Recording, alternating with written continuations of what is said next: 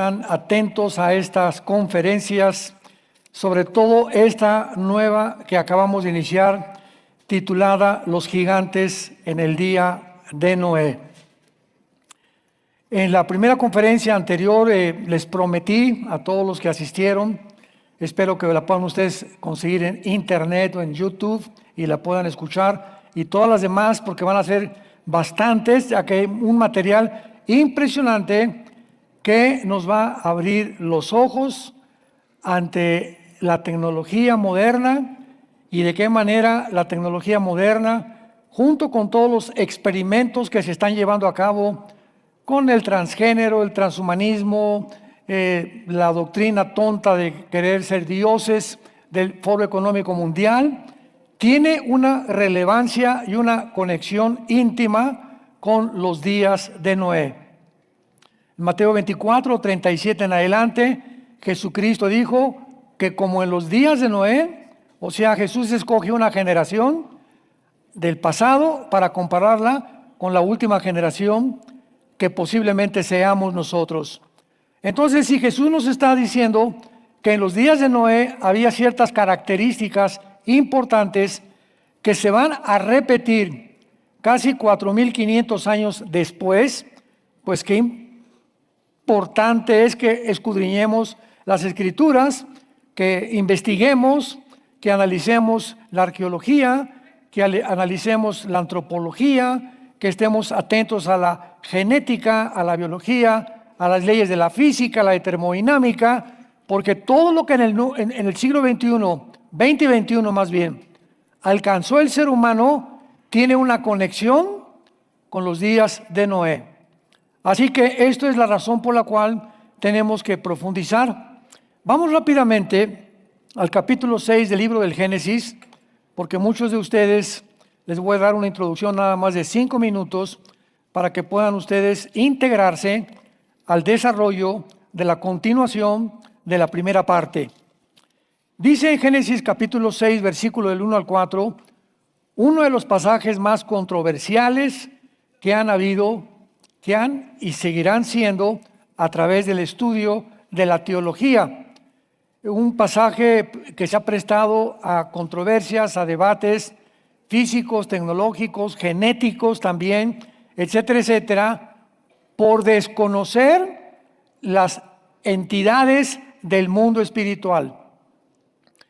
Cuando ya estudiamos en serio la Biblia, sobre todo en las características de Jailel, que es el nombre hebreo para Lucifer, en Isaías 14, del 12 al 14, vamos a descubrir que este personaje llamado Lucifer o Satanás, Satanás no es un nombre, Satanás significa el enemigo, para que lo apuntes.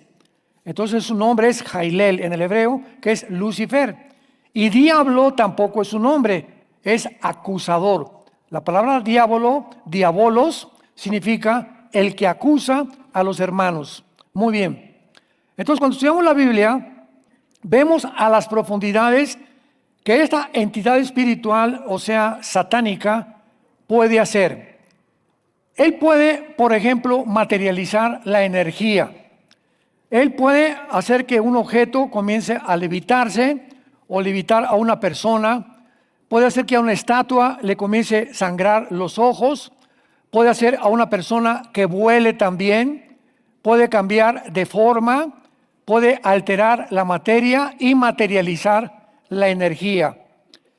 Entonces, cuando el ser humano desconoce estos fenómenos que aparentemente le llaman, no, Dios se apareció en un árbol con la forma de una virgencita, o a esa estatua le comenzó a salir sangre, y el ser humano corre a adorar eso que no tiene explicación para él, por ignorar la Biblia, pues le atribuye todo lo milagroso a Dios. La Biblia nos muestra que no es así. Entonces, ¿qué se necesita para poder distinguir entre el bien y entre el mal? Entre lo que es de Dios y lo que es de su enemigo, que tiene cualidades, características, talentos impresionantes, una sabiduría como ninguna criatura de todas las que Dios ha creado la tiene comparada con Lucifer. En Ezequiel 28 dice la Biblia que él fue lleno de sabiduría y que no había nadie tan grande, tan poderoso, que tampoco ocupara la posición de querubín, porque los querubines es la posición más alta en el rango de las jerarquías divinas. Los serafines están arriba de Dios y los ángeles, la palabra angelus, malak en el hebreo, significan enviados o mensajeros. Entonces no confundamos ángeles con querubines ni con serafines.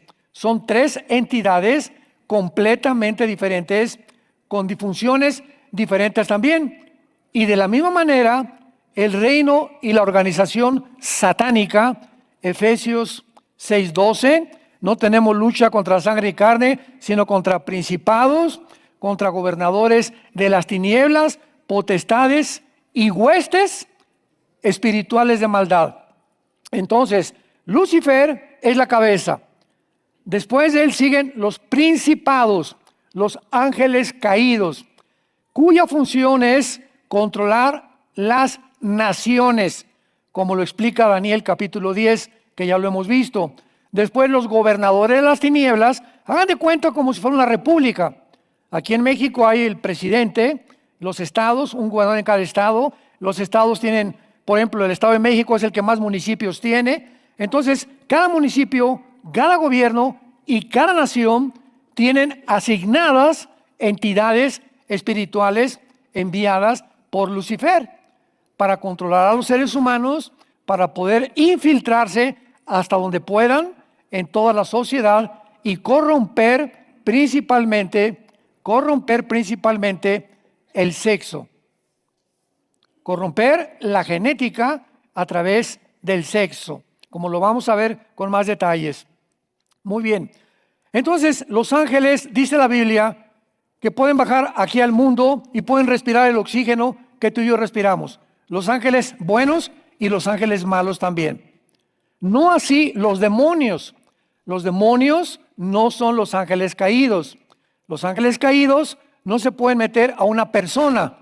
Los demonios son los que hacen el trabajo sucio. Son los soldados rasos. La palabra huestes espirituales de maldad que se aplica en Efesios 6:12. Entonces los ángeles pueden transformarse como seres humanos. Los demonios no. Los demonios, sus cuerpos ya los perdieron para siempre. Y por ello los demonios buscan, dice el mismo Jesucristo en el Evangelio de Lucas, buscan entrar a animales o a personas para descansar. Imaginémoslo nada más. O sea, sufren tanto sin cuerpos, son como le llaman en México, almas en pena. O ahí viene la llorona. No es la llorona, son los ángeles que pueden imitar voces también de seres humanos. Entonces los demonios no se pueden aparecer. Los demonios entran y pueden entrar a un ser humano, animales y cambiarlos. Los ángeles no. Los ángeles pueden comer como nosotros porque tienen cuerpos y los cambian de ángeles de la forma que tienen en forma física. Pueden adquirir forma física. Hebreos 13:2.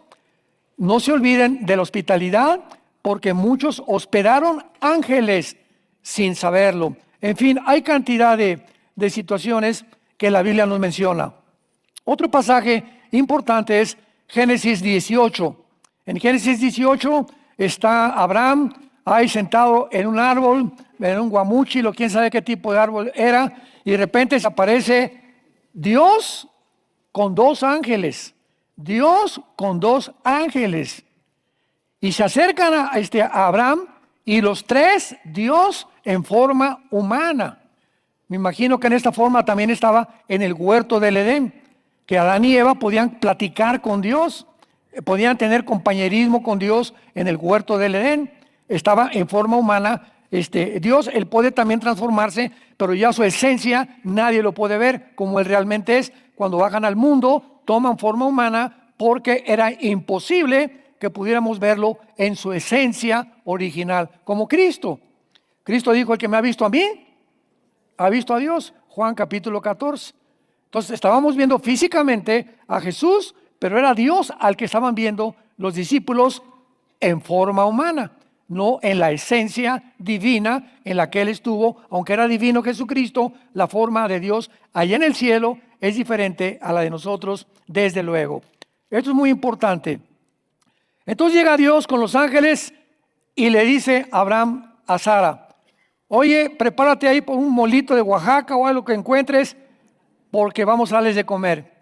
La cuestión es, para no hacerlo tan largo, que se sienta a comer Dios y los ángeles, leche y la comida o el cabrito que Abraham les dio. En otras palabras, ¿que acaso los ángeles tienen el sistema digestivo que tenemos nosotros? ¿Tendrán la garganta y las muelas y la tráquea y la faringe que tenemos nosotros? ¿Las cuerdas vocales y los oídos que tenemos nosotros? En su estado original, no. Porque en el estado original de nosotros estamos limitados por el espacio y el tiempo. Pero ellos, como no tienen limitación en el espacio y en el tiempo, aterrizan en la tierra y cambian de forma como seres humanos y pueden comer y pueden beber lo que bebemos y comemos sin que su naturaleza sea cambiada o alterada de ninguna forma. Y finalmente, otro ejemplo en Éxodo capítulo 7, llega Moisés y Aarón con Faraón, el rey de Egipto. Y entonces se acerca Moisés y Aarón y avientan la vara y se convierta en una serpiente. Está en Éxodo capítulo 7. Pero los brujos del Faraón repiten el mismo milagro. También las varas de los brujos adquieren la forma de objetos inanimados, incoloros, inodoros, como es una madera. La madera no tiene vida, pero sin embargo es energía y se convierte en algo vivo. ¿De qué nos habla esto? Que Satanás también tiene poder para materializar la energía. Y finalmente podríamos dar el ejemplo de los famosos ovnis, ¿verdad? Que ya después voy a hablar en esta serie más adelante de ello. Los ovnis son materializaciones de la energía satánica, tratando de influir a los seres humanos, haciéndoles creer: aquí estamos vigilándonos, vamos algún día a aterrizar, pero cuando desaparezcan millones de personas en el rapto, tendrán una explicación, nos los llevamos nosotros. Todo está preparado y lo único que necesitamos es conectar los eventos uno con otro, pasajes de la Biblia unos con otros, para que podamos tener un plano completamente diferente. Muy bien, entonces en este pasaje encontramos algo muy raro, aparentemente, hasta que se descubrió el ADN. Veamos qué dice así. Cuando comenzaron los hombres a multiplicarse sobre la faz de la tierra, y les nacieron hijas, que viendo los hijos de Dios, vean este término, hijos de Dios, es diferente a hijas de los hombres y a hijos de los hombres. Aquí hay un término diferente que vamos a ver a continuación. Viendo los hijos de Dios que las hijas de los hombres eran hermosas, tomaron para sí mujeres, escogiendo entre todas. Y dijo Jehová: no contenderá mi espíritu con el hombre para siempre, porque ciertamente él es carne, mas serán sus días 120 años. Había gigantes en la tierra en aquellos días. Y también después que se llegaron, o sea, la palabra llegaron es la palabra hebrea boguel, con B grande y W, boguel. Se llegaron a los hijos de Dios, a las hijas de los hombres, y les engendraron hijos. Fueron los valientes que desde la antigüedad fueron varones de renombre. Muy bien. Aquí vemos algo, que bajaron ángeles caídos del cielo, los hombres comenzaron a multiplicarse y los ángeles caídos tomaron de alguna forma o cuerpos humanos o figuras de varones y se mezclaron con las mujeres humanas. Y de esta mezcla entre estos ángeles y estas mujeres nació una raza híbrida. Nacieron los gigantes, que es la palabra hebrea Nefilim. Nefilim, ahí ponle en tu Biblia a gigantes, Nepilim, con PH. La palabra Nefilim en el hebreo viene de la raíz napal, con PH también intermedia, que significa los que caen o los que se azotan. Y la palabra nefilim o gigantes significa los caídos. Y sabemos que los únicos que han caído del cielo a la tierra han sido los ángeles caídos de Satanás. Muy bien. Una vez que vemos esto, que es una evidencia que durante toda la Biblia se confirma, la pregunta es la siguiente: ¿de qué manera pudieron los ángeles caídos tener un ADN para que pudieran embarazar a una mujer humana? La mujer tiene cromosomas XX, nosotros tenemos cromosomas XY. ¿Qué cromosomas tienen los ángeles? Porque cuando se juntaron con las mujeres, no le comunicaron a las mujeres humanas, aunque tenían forma humana, el ADN humano, porque no eran humanos, eran ángeles. Entonces, el ADN que implantaron o fertilizaron el óvulo de las mujeres humanas era un ADN contrario a la naturaleza, contrario a natura, que iba en contra de las leyes de Dios, porque Dios en Génesis 1, del 11 al 12, prohíbe la mezcla de semillas. Y la genética pues ha progresado mucho, y en 1954 se descubrió que realmente había en todas las billones de células que tiene el cuerpo humano, en cada célula del cuerpo humano, en cada célula de los billones, no millones, billones que tenemos, está implantada en cada célula de tu cuerpo un código genético hereditario.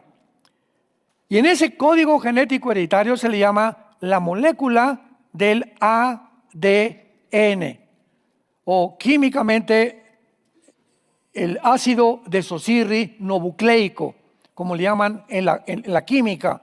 Entonces, este código genético que yo tengo y que tú tienes, viene toda la herencia de mi mamá, primero mi mamá, mi abuela, tatarabuela, bisabuela, hasta los tiempos de Adán. Y por el otro lado, del lado de mi papá, traigo la herencia de mi papá, de mi abuelo, bisabuelo, tatarabuelo, tatarabuelo, hasta los tiempos de Adán. Entonces tú y yo somos el compuesto de dos generaciones. Traemos herencia materna y traemos herencia paterna. Traemos defectos maternos y defectos paternos, cualidades maternas y cualidades paternos también. Traemos de las dos cosas. Entonces el ser humano es un ser humano mezclado, ¿verdad?, con el cromosoma Y del varón, el XX de la mujer, se junta el cromosoma de mi papá con el de mamá, se forma un cigote, y ahí, en el momento de la fertilización, en el momento, no un día después, ni 5 días después, ni un mes después, en el momento de la fertilización, Salmo 139, somos seres humanos. En ese momento estamos todo el material compuesto del ADN.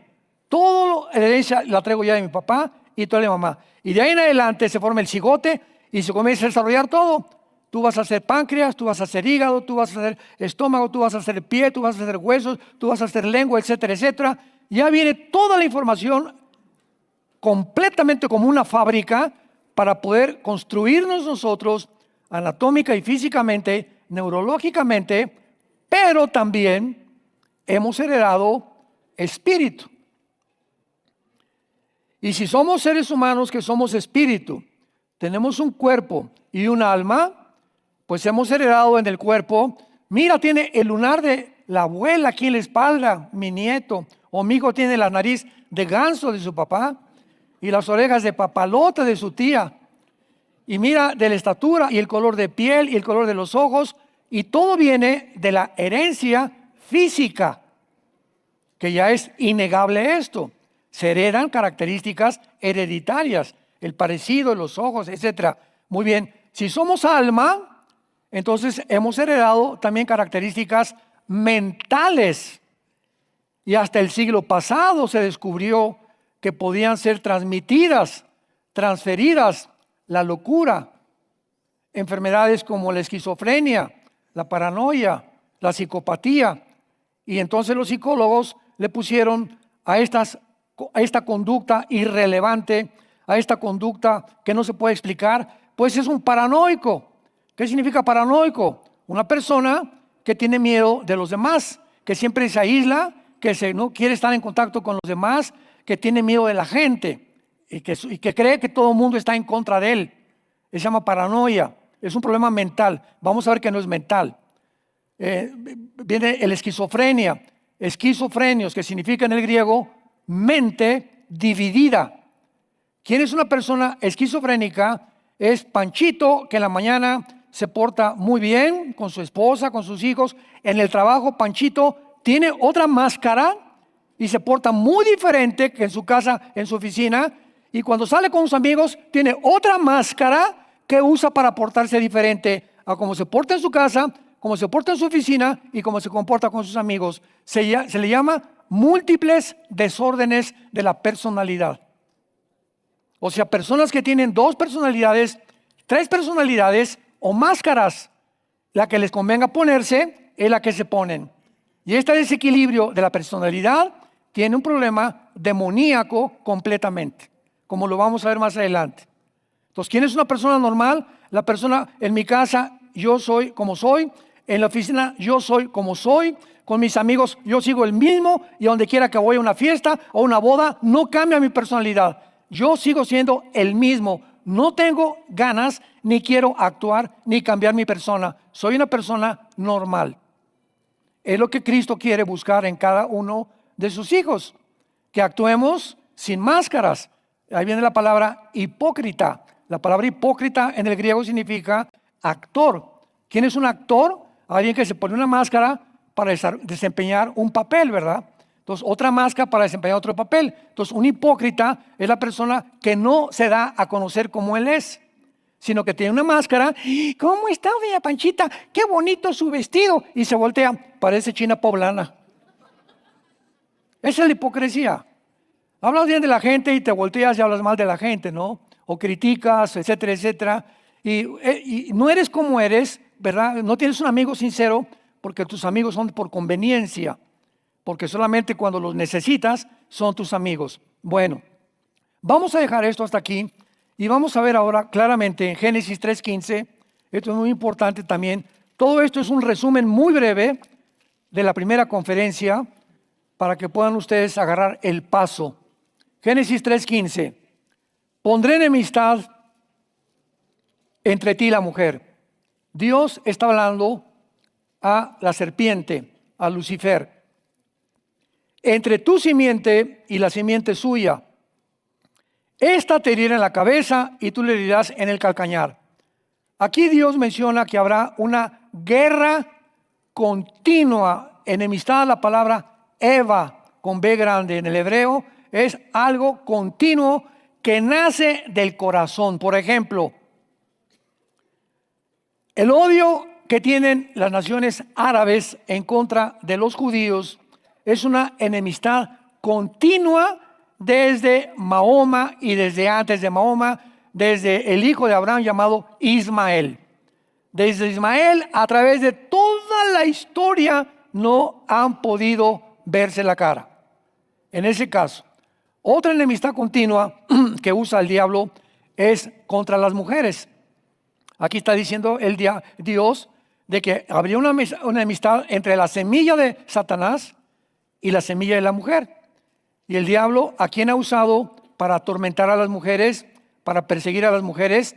Nos ha usado a nosotros los hombres, como lo vimos en la conferencia pasada. El hombre machista, el hombre que dice como los griegos, la mujer solamente sirve para la cama y para la cocina, tómala y déjala, y desprecian a la mujer, la pisotean, la golpean, etcétera, etcétera. Es la costumbre general del macho camacho. Viene Cristo a nuestra vida y nos transforma y nos dice, no, mijito, así no vas a hacer. De aquí en adelante yo vivo dentro de ti. A tu esposa, ámala como yo te amé desde la cruz.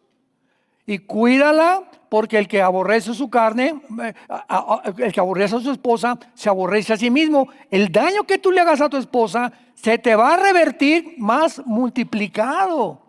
Ten mucho cuidado de tener una relación honesta, buena, cariñosa, tierna, compasiva, empática con tu esposa para que yo te pueda bendecir. Entonces el Evangelio nos transforma a los hombres y comenzamos. ¿Quién es un matrimonio cristiano? Un hombre que ya aprendió que su esposa es digna de la gracia, es digna del favor de Dios y que es como una parte de su propia vida. El que le hace daño a su mujer, a sí mismo se hace daño sin que la persona se dé cuenta. Entonces habría una enemistad contra ella, pero también dice la Biblia que habría una enemistad entre la simiente. Apunta la palabra simiente en el hebreo, es la palabra sera, con Z, que se tradujo en el griego esperma. Esperma. Otras traducciones la tradujeron linaje y otras traducciones la tradujeron linaje, descendencia, que es lo mismo, ¿verdad? Entonces, aquí está hablando que la semilla de la mujer iba a producir, ¿a quién? Al Mesías, ¿verdad? Pero pregunta, ¿la mujer no tiene esperma?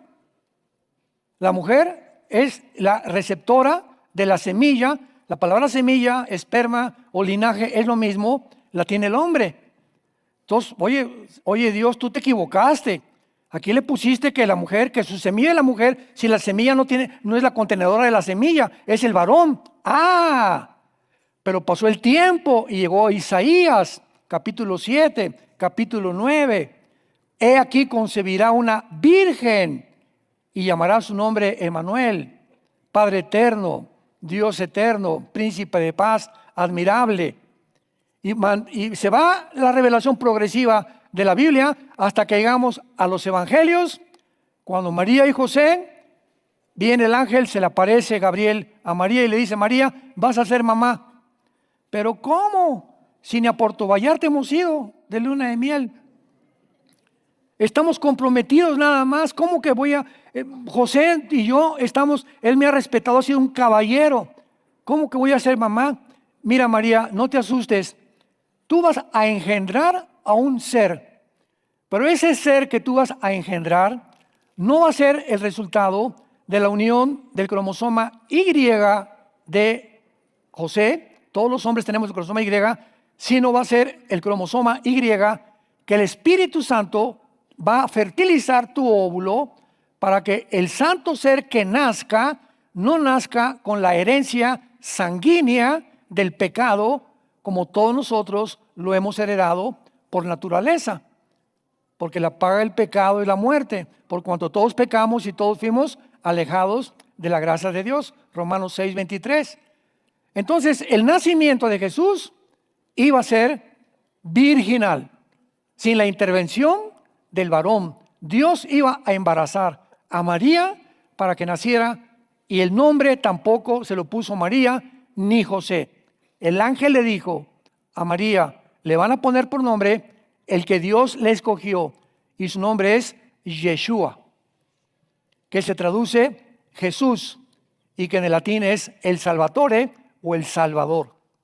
Así que esto es muy importante para que entendamos esta profecía.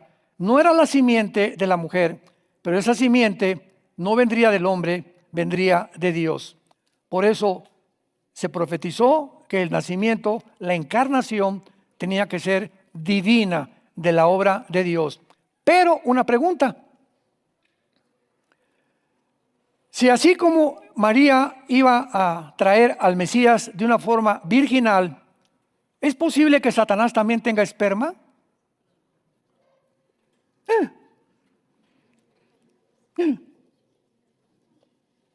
A mí no me miren, mira tu Biblia. A mí no me echen la culpa, Yo me lavo las manos, yo no hice la Biblia. Yo le estoy diciendo lo que la Biblia dice. La semilla de Satanás, el esperma de Satanás, iba a producir también a un individuo que va a ser el hijo de Satanás, que se llama el anticristo. y la semilla de la mujer iba a producir un hombre que sería el Mesías, que él golpearía en la cabeza y destruiría a la semilla de Satanás y a Satanás su papá, que es Satanás. Segunda de Tesalonicenses capítulo 2, cuando venga Cristo con el resplandor de su venida, matará al anticristo. Entonces, cuando comenzamos a ver estas cosas, antes del siglo XX, pues la genética, ¿qué había de la genética? ¿Qué se conocía de la genética? Pues teníamos a Gregorio Mendel, que era un hombre que hizo experimentos con chícharos y mezcló chícharos para descubrir que los chícharos transmitían o transferían las características, si era verde, el otro chícharo con la semilla era verde también, y él descubrió la transferencia de la herencia, que algo se transmite del hombre a los hijos a los nietos, etcétera, etcétera, el perro a los perritos, los leones a los leones, las jirafas a los jirafas. Hay algo en todos nosotros que se transmite de acuerdo a el ADN. Entonces, un perro no se puede cruzar con una gata. Un chivo no se puede cruzar con una borrega. Un caballo no se puede cruzar con una burra, porque si lo hacen, hace una mula híbrida. ¿Por qué? Porque están violando las leyes de la genética de Dios. Todas las cosas serán conforme a su género, a su especie y a su semilla. La semilla de la uva tiene características nutricionales, elementales, minerales que no tiene la semilla de la naranja, que no tiene la semilla del chabacano, que no tiene la semilla de la manzana. Todas las frutas en cada semilla determinan las características del ADN. Y una semilla de la manzana no la mezclas con una semilla de la naranja, porque son dos ADN completamente diferentes. Así que cuando vemos nosotros que hasta ahorita, como lo podemos ver, una mezcla de un ADN de espíritus o entidades espirituales con mujeres humanas, es lógico que el resultado hayan sido gigantes con 12 dedos en las manos y 12 dedos en los pies, que poblaron el mundo durante más de 1000 años. Porque el último en acabar los gigantes fue el rey David. En 2 Samuel capítulo 21 lo vamos a ver más adelante. Vamos ahora al Nuevo Testamento, rápidamente a 2 de Pedro, la segunda carta de Pedro, capítulo 2. Y veamos de qué forma el Nuevo Testamento nos da testimonio. Repito, vamos a ver qué dice la Biblia. Vamos a leer la Biblia, no la opinión del hombre, la Biblia. ¿Qué dice la Biblia acerca de este incidente, de esta peculiaridad, de esta anomalía que sucedió en los tiempos de Noé? Y que apenas en los últimos siglos comenzamos los seres humanos a comprenderlo. ¿Cómo? Juntando pieza con pieza el rompecabezas, haciendo conexión con conexión. Dice 2 de Pedro 2, versículo 4 y 5. Porque si Dios no perdonó a los ángeles que pecaron, sino que arrojándolos al Tartarus, la palabra infierno, ahí los que trajeron su Biblia, ponle Tartarus, es la palabra original que se usó. Sino que arrojándolos al infierno o al Tartarus, los entregó a prisiones de oscuridad para ser reservados al juicio. Aquí está hablando Dios a través de Pedro que hay una generación de ángeles caídos que pecaron y que ya han sido condenados. Ya se encuentran prisioneros en cárceles eternas que se encuentran en el centro de la tierra, donde está el infierno actualmente. Ahora bien, si Satanás sigue suelto y hay ángeles caídos sueltos, entonces esta generación de ángeles tiene que haber sido una generación especial en la historia bíblica que merecieron ser encerrados y condenados antes de tiempo. Porque Satanás y sus ángeles, al final, Apocalipsis 20, serán arrojados al lago de fuego. ¿Recuerdan? Muy bien, ahora veamos la consumación y la explicación y la clarificación total de este enigma y de este misterio. Judas, versículo 6 y versículo 7. Pongan mucha atención. Judas está antes de Apocalipsis, para que no te vayas a Éxodo. Judas 6 y 7. Pongan mucha atención. Y los ángeles que no guardaron su dignidad, sino que abandonaron su morada, o sea, abandonaron sus cuerpos en el original, abandonaron su lugar de habitación. Los ha guardado bajo oscuridad en prisiones eternas para el juicio del gran día. Perdón, me detengo. ¿De quién está hablando? De ángeles, cierto grupo de ángeles que abandonaron el lugar donde Dios les dijo, no crucen esta frontera, lo hicieron y están prisioneros. Como Sodoma y Gomorra y las ciudades vecinas, las cuales de la misma manera que aquellos. ¿Quiénes son aquellos? Estos ángeles del versículo anterior. Los sodomitas de Sodoma y Gomorra cometieron el mismo pecado que estos ángeles. Igual que ellos, fornicaron y se fueron en vicios contra natura. O sea, violaron la naturaleza con la cual Dios los creó para mezclarse con otra naturaleza y fueron puestos, por ejemplo, sufriendo el castigo del fuego eterno. Aquí Judas ya no nos da ningún lugar a dudas. ¿Qué dice la Biblia? Que un grupo de ángeles que fornicaron con mujeres. Y que esta unión sexual entre estas entidades espirituales y estas mujeres era contra naturaleza. Que la naturaleza de ellos no era tomar ni mezclarse, porque el resultado fueron gigantes que se volvieron los más grandes enemigos de la nación de Israel. Los Nefilim, los Refaitas, los Somsomeos, los Hebeos. Y vamos a ver todas las 7, 8 tribus de gigantes que poblaron la tierra de Canaán. Por lo cual Dios tuvo que llegar a una determinación tan drástica, tan fuerte, tan, ¿verdad? No hay palabras para describir, que tuvo que eliminar a todos los seres humanos en ese tiempo del planeta Tierra, salvo 8 personas. Noé, su esposa, sus 3 hijos y las 3 nueras. 8 personas las metió en un arca Dios, Éxodo 7 y 8, para borrar completamente la contaminación genética en la que el mundo no podía ya seguirse multiplicando de esa manera. Tenía que haber un nuevo resurgimiento de nuevos seres humanos.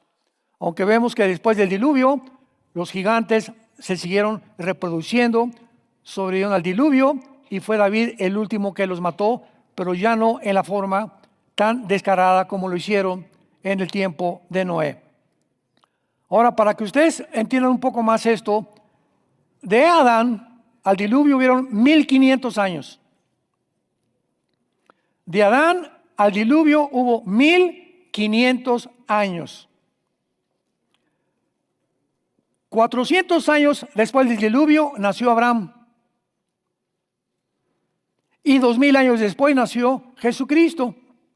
Y 2000 años después nos encontramos en el siglo XXI, donde estamos viviendo actualmente. Ahora, ¿cuándo Dios le entregó las leyes a Moisés?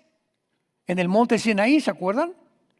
Bueno, Génesis acaba, que se mueren algunas personas y viene Jacob con sus hijos y entran, muere José y entran a Egipto, Éxodo capítulo 1, Jacob y sus hijos, y ahí se comienzan a reproducir y entonces los esclavizan casi 430 años. Dios levanta a Moisés, los saca de Egipto y se los lleva a la tierra prometida, a la tierra de Canaán, donde ya estaban esperándolo los gigantes. El diablo ya estaba esperando, impidiendo que entraran a conquistar la tierra prometida. Pero en el monte Sinaí, 50 días después de que salieron de Egipto, Dios le entrega a Moisés los 10 mandamientos. Ahí nace el pueblo de Israel. Moisés sube al monte Sinaí, lo estaba esperando Dios. Imaginemos nada más que 40 días allá arriba con Dios. ¿Se imaginan? Y 40 noches. Moisés y el Padre solitos allá arriba. Luces y todo lo que pudo haber visto Moisés. Y en tablas de piedras le da a Moisés Dios a las leyes. En cuanto el pueblo recibe las leyes, el pueblo se hace culpable de no cumplirlas. Porque donde no hay ley, no hay pecado, dice la Biblia. ¿Qué quiero decir? Yo voy ahorita aquí por el periférico y me meto en una calle que no tiene el signo de que es una sola vía, que es para allá, sino que es para acá. Entonces es sentido contrario. Entonces voy a buscar una calle para poder meterme en la línea que me está indicando el tránsito. Me van siguiendo. Pero si al otro día llego yo y esa calle tiene otra línea donde ya es doble tránsito, entonces ya puedo circular también en el sentido que el día anterior era contrario a la ley. ¿Qué fue lo que hizo cambiar mi actitud? La ley. La ley es para obedecerla. Si me para en la calle una persona me dice, párate, y no trae el uniforme policía, no le hago caso. Pero si me para alguien con el uniforme policía, ¿qué es lo que yo respeto? El uniforme, lo que él representa la ley. Entonces le hago caso porque él tiene delegada la ley para parar y detener autos y yo le hago caso al policía. Entonces, cuando la gente no tiene ley, no es culpable de la ley, aunque siguen pecando. Y en ese momento, el pueblo de Israel se hace culpable de todo aquello que ellos tenían obligación de cumplir bajo la ley, de lo cual nos libró Cristo con su muerte, pero es otra doctrina y resurrección. Esto es muy importante para que podamos entender eso. Ahora, vayamos rápidamente al libro de Ezequiel, capítulo 16, y veamos otras características de Sodoma y de Gomorra que nos menciona el profeta Ezequiel. Ezequiel, capítulo 16, versículo 48 al 50. Dice así: vivo yo, dice Jehová el Señor, que Sodoma, tu hermana, y sus hijas no han hecho como hiciste tú y tus hijas. Pongan atención, veamos los pecados. He aquí, esta fue la maldad de Sodoma. Número 1, soberbia. Número 1, soberbia. ¿Cómo cayó Satanás? Ezequiel 28, se llenó de soberbia. ¿Cuándo el hombre peca contra Dios? Cuando se ensoberbece y se cree Dios. Yo no necesito la Biblia, no necesito leyes, no necesito mandamientos. Yo soy Dios. ¿Por qué actúas así? Por la soberbia que llena tu corazón. Te has convertido en un Dios. Entonces siempre comienza cuando se nos infla el corazón, nos creemos superiores a los demás, creemos que podemos vivir, tener un matrimonio, educar hijos, trabajar, sin tomar en cuenta a Dios.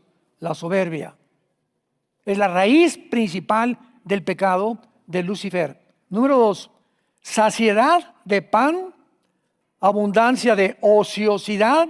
Dicen que la mente vacía es el taller de Satanás, ¿verdad? La ociosidad. Tuvieron ellas y sus hijas y no fortaleció la mano del afligido y del menesteroso. Vemos entonces que fueron soberbia, ociosidad, falta de compasión por el prójimo y depravación moral, que nos explica Lucas 17. Así pues, cuando el ser humano tiene estas características, se ensoberbece, desprecia a los demás, se cree Dios. Escúchame lo que te voy a decir. La mayor parte de los humanos acaban depravados sexualmente. Hay una raíz hasta abajo de todo esto, pero es el ataque principal de Satanás que comenzó desde el huerto del Edén. ¿Se acuerdan de Adán y Eva? Cuando fueron descubiertos por Dios, ¿qué hicieron?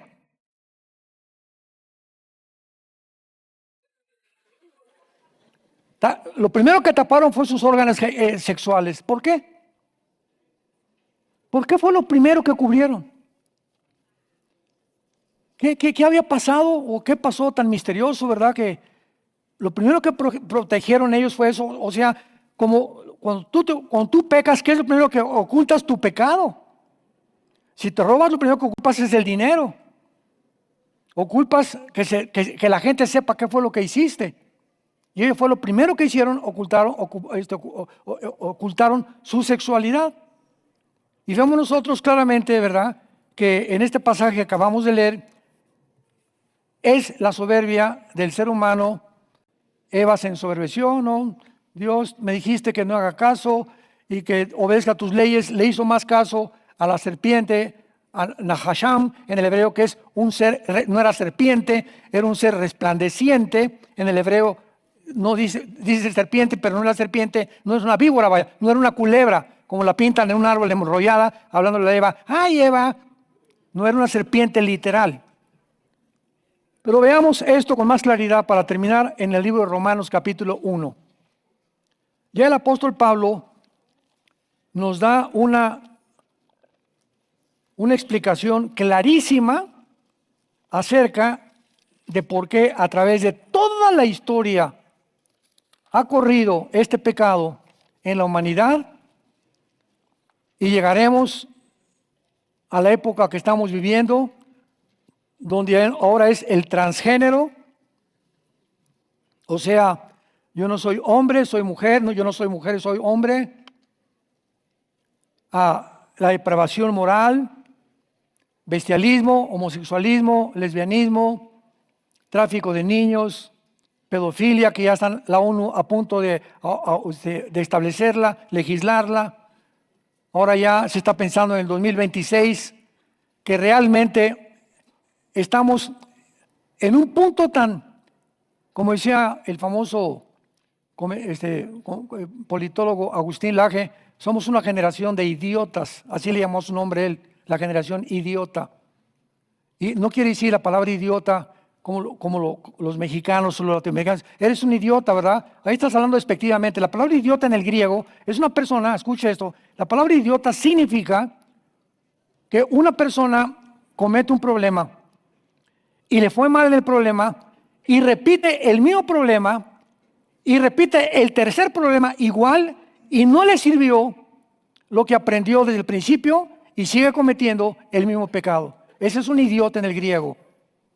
Una persona que repite y no aprende de sus errores pasados. Esa palabra es idiota en el griego. ¿Por qué le llama a Agustín Laje la generación idiota en su libro? Porque somos una generación que no aprendemos de la historia. La historia nos enseña que el hombre no ha aprendido de la historia. No hemos aprendido que el comunismo no fracasó, que el problema sexual no se puede llegar, que no somos dioses y continuamos repitiendo e insistiendo en desenterrar aquello que se demostró que no funciona porque somos idiotas, porque no aprendemos de la historia. Y el hombre que no aprende la historia está condenado a repetir la historia. Entonces, esto para que no se asusten, peores groserías oyen allá afuera. Dice Romanos capítulo 1, versículo 21. Bien, ya para terminar, ¿cómo resume Pablo esto?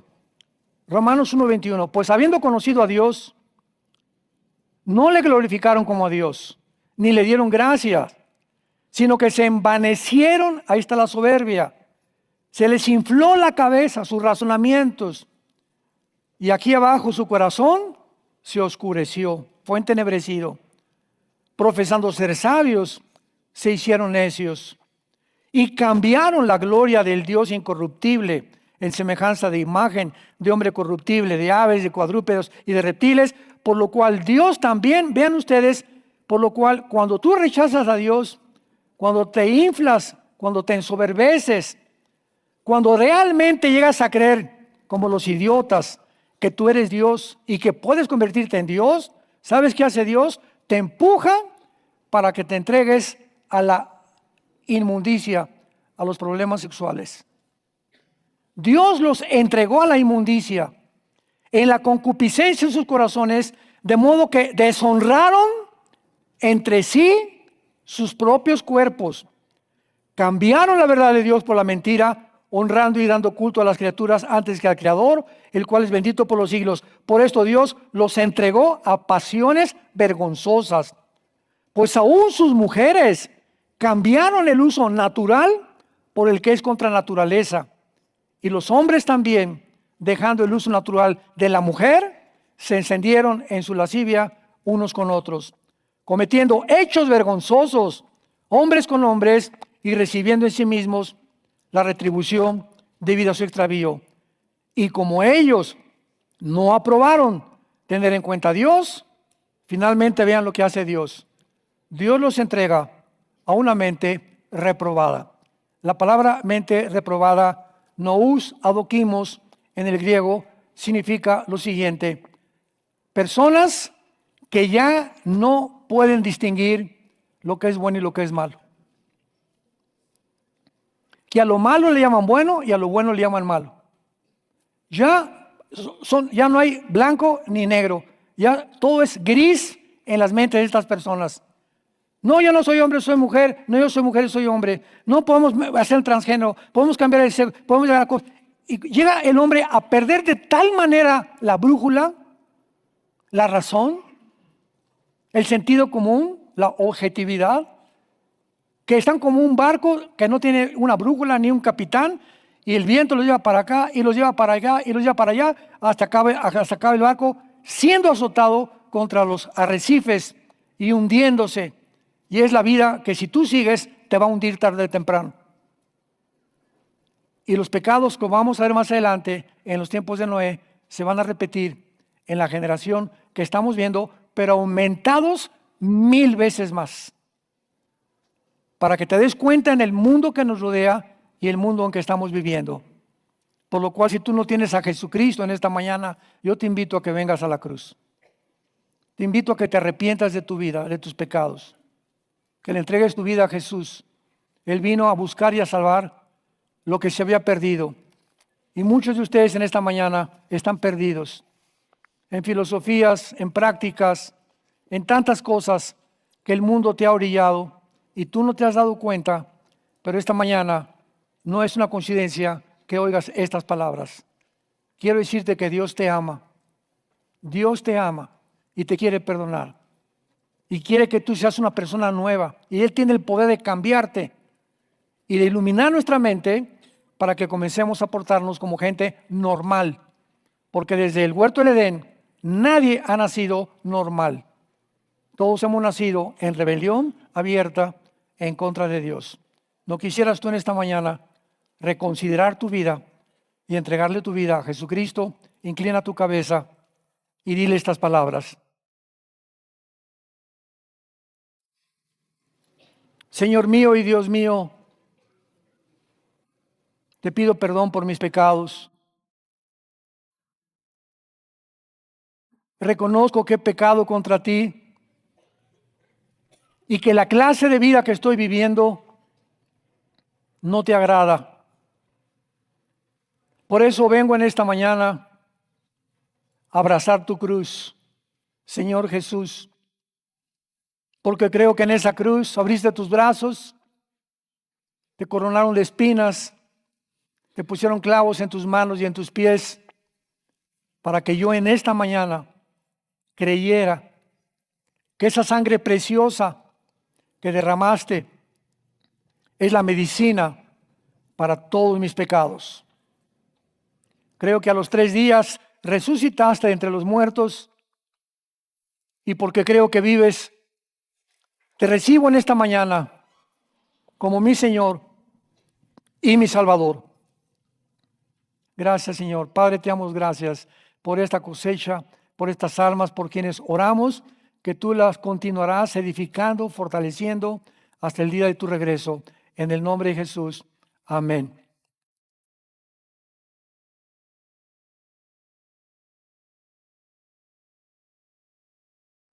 Hola, ¿qué tal? Me da mucho gusto saludarles Y quisiera simplemente comunicarles que gracias a todos ustedes, a través de todas las naciones del mundo, que aman la palabra de Dios y que realmente están interesados en que nosotros como organización, Vida Nueva para el Mundo y Armando Alducin Ministries, continuemos predicando el Evangelio de la Gracia de Jesucristo y que podamos nosotros continuar haciéndolo gracias a sus donaciones.